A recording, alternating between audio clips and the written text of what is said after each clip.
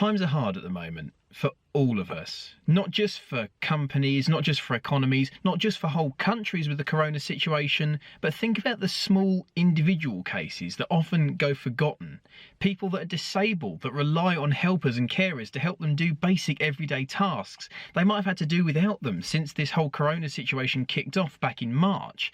Elderly people who can't perform basic day-to-day tasks anymore and they rely on their carers to help them out to survive day to day, not to mention to give them someone to talk to. They might have had to do with certainly a lot less company and a lot less help than they need or want or are used to.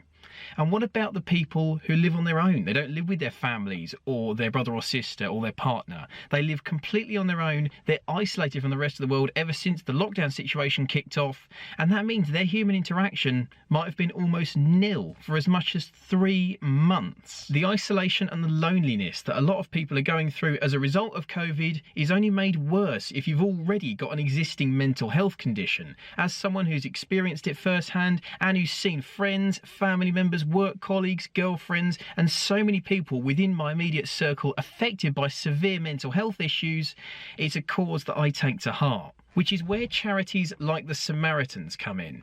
The Samaritans provide a 24-hour-a-day, 7-day-a-week, non-judgmental, totally impartial helpline. So if you're struggling with stuff in your own head, you're feeling down, you're feeling depressed, you're feeling angry, you just need someone to talk to, a metaphorical shoulder to cry on, their helpline is there, filled with volunteers who will listen to whatever you have to say and just make you feel a bit better in your own head. Our frontline care and health workers are already in the headlines for how much more work and how much more pressure is being put on them as a result of coronavirus. And the Samaritans have got a separate, dedicated helpline just for them. So if they're struggling in their own head with stress, with feeling like they're not doing well enough, or just that it's all getting a bit much, the Samaritans, someone is there to give a listening ear and maybe just to help them feel a bit better. Even outside of the COVID situation, the Samaritans do their bit to help people's mental health. They give talks and guided lessons in schools so that the students and the teachers can understand what it's like, so that despite someone being smiley and happy when you see them at school,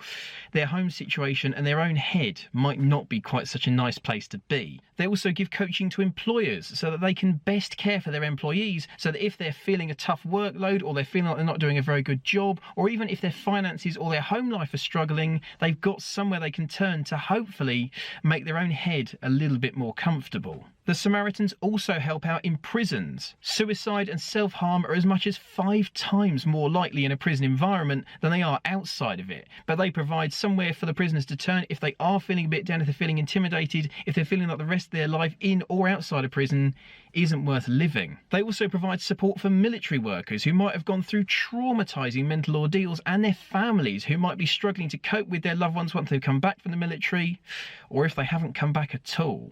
Being a charity, the Samaritans is run almost entirely with volunteers, selflessly giving their own time up to help someone else. But as a result of coronavirus, the number of hours these volunteers have had to do on the helplines has pretty much doubled, because there are more and more people struggling in their own heads with their finances, with their emotions. The COVID situation has been a big deal for people's mental health. The Samaritans are doing all they can, but of course it will ultimately come down. This kind of help does require funding from somewhere, and as a result of the COVID and of the lockdown, they can struggle with funding. Of course, they can't run fundraising events because no one can come within 2 meters of each other, and at time when a lot of people are on furlough, so with 80% pay, or even worst case scenario, out of work entirely, they can't spare the cash to donate to a charity.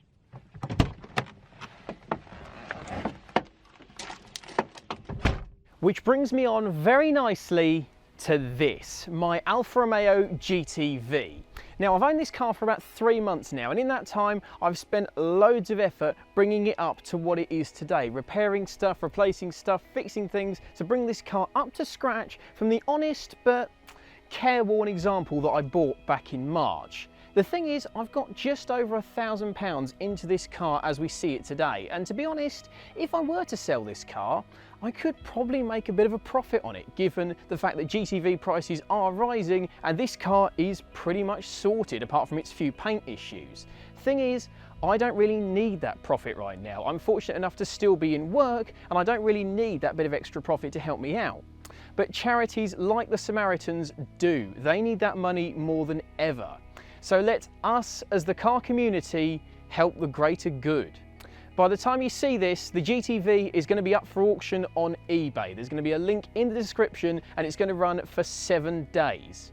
At the end of it, every penny that the winning bid is over £1,000, I'm going to donate straight to the Samaritans, and I'm going to put a small donation of my own with that final amount as well. It's often said that Alfas are different to other cars, that they're a bit more special and they just make you feel good.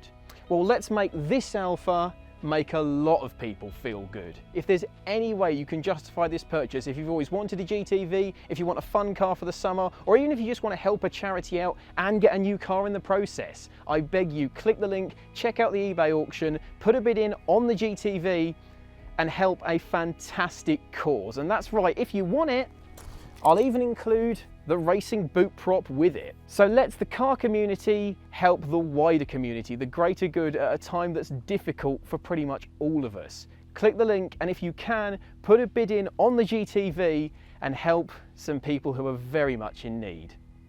Thanks for watching everybody, catch you soon and have a good one.